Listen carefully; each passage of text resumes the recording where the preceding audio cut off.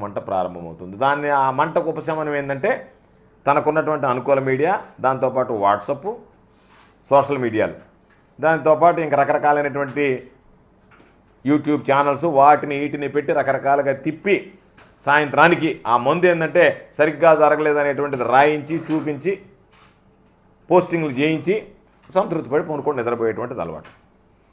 ఈరోజు నేను అడుగుతున్న చంద్రబాబు నాయుడిని కానీ, రాతలు రాసినటువంటి వాళ్ళు కానీ, కూతలు కూసినటువంటి వాళ్ళని కానీ 2,70,000 కోట్ల రూపాయలు ప్రజలకు అందించినటువంటిది గ్రాఫిక్సా? అంటే అమ్మఒడి పథకం ఇంటికి చేర్పించింది గ్రాఫిక్సా? రైతు భరోసా ప్రతి రైతుకు అందించింది గ్రాఫిక్సా? వైఎస్ఆర్ ఆసరా, వైఎస్ఆర్ చేయుత మహిళలకు అందించింది గ్రాఫిక్సా? రజకులు, న్యాయబ్రాహ్మణులు, టైలర్లకు 10,000 రూపాయలు అందించింది గ్రాఫిక్సా? జగనన్న విద్యా దీవెన, వసతి దీవెన విద్యార్థులకు అందించింది గ్రాఫిక్సా? ఇళ్ళు లేనటువంటి నిరుపేదలకు ఇళ్ల స్థలాలు ఇచ్చినటువంటిది గ్రాఫిక్సా? ఇళ్ల స్థలాలు ఇచ్చినటువంటి వాళ్ళకి ఇళ్ళు కట్టించి ఇవ్వడం కూడా గ్రాఫిక్సా?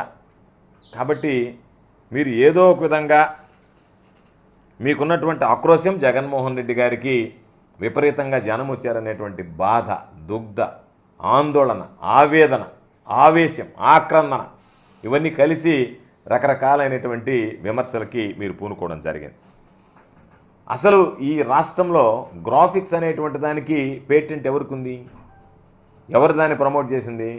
చంద్రబాబు ఏ స్థాయిలో దాన్ని ప్రమోట్ చేశాడు?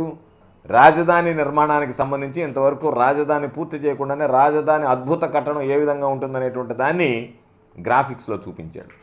ఆ గ్రాఫిక్స్లో అద్భుతంగా రాజధానిని చూపించడానికి ఆ రాజధానికి సంబంధించినటువంటి నిర్మాణ నిపుణుల కమిటీలో ప్రముఖ దర్శకుడు అనేటువంటి రాజమౌళిని చేర్చాడు. రాజమౌళిని ఎందుకు చేర్చాడు?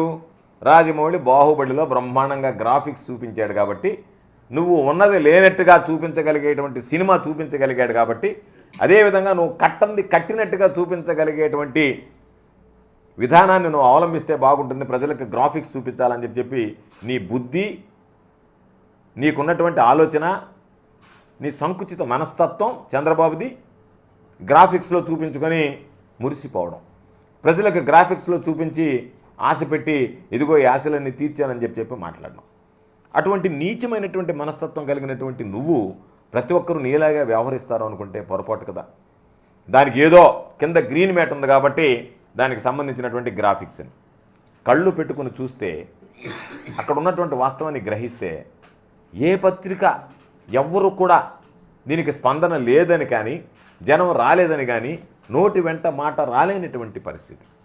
కాబట్టి దానిని జనం వచ్చారని చెప్పుకోవడానికి మీకు ఇష్టపడక, ఆ జనాన్ని చూపించడానికి మీకు మనసు రాక, మీరు ఏదో ఒక విధంగా దానికి సంబంధించి బురద చల్లాలని, ఏదో ఒక విధంగా అంటే జరిగినటువంటి కార్యక్రమాన్ని జరగలేదు అనేటువంటిది సృష్టించాలని మీరు చేసినటువంటి దుర్మార్గం అనేటువంటి ప్రయత్నం ఈరోజు వికటించలేదా?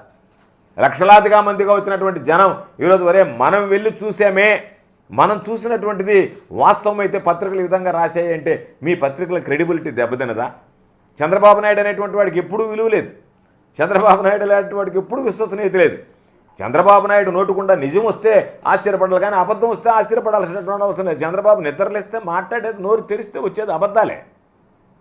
నిజం రాదు, నిజం మాట్లాడడు, నిజం మాట్లాడకూడదు అనేటువంటిది ఆయనకున్నటువంటి ఒక ప్రధానమైనటువంటి ఆలోచన. ఆయన పాపం నిజం మాట్లాడితే ఆయనకు పాపం ఏదో పోగొట్టుకున్నటువంటి వాళ్ళ తయారవుతాడు కాబట్టి అబద్ధాలు అనేటువంటిది చంద్రబాబు నాయుడికి అలవాటు, చంద్రబాబు నాయుడు బలం. చంద్రబాబు నాయుడు నిజం మాట్లాడితే బలహీన పడిపోతాడు, అబద్ధాలు చెప్పిన రోజుల్లో బలంగా ఉంటాడు.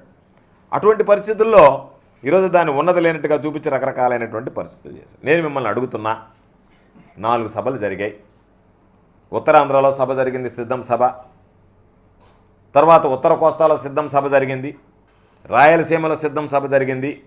నిన్న 42 నియోజకవర్గాలతో జరిగినటువంటి దక్షిణ కోస్తాలో నిన్న సిద్ధం సభ జరిగింది.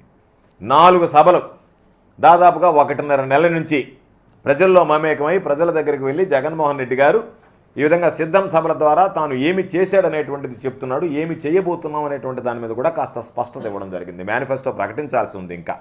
అయినా నిన్న కూడా ఏమేమైతే ఖచ్చితంగా కొనసాగుతాయనేటువంటి దాని మీద కూడా జగన్మోహన్ రెడ్డి గారు స్పష్టతనిస్తూ చంద్రబాబు నాయుడు చేసేటువంటి మోసాలు, చంద్రబాబు నాయుడు చెప్పేటువంటి అబద్ధాలు, చంద్రబాబు నాయుడు ఏ విధంగా వంచనకు మరలా ఆంధ్ర రాష్ట్ర ప్రజల్ని గురి చేయడానికి చూస్తున్నాడు, ఓట్లు దండుకోవడానికి ఈరోజు దొంగచాటుగా లేనిపోయినటువంటి హామీలు ఇచ్చనేటువంటిది కూడా నిన్న జగన్మోహన్ రెడ్డి గారు బహిర్గతం చేయడం జరిగింది.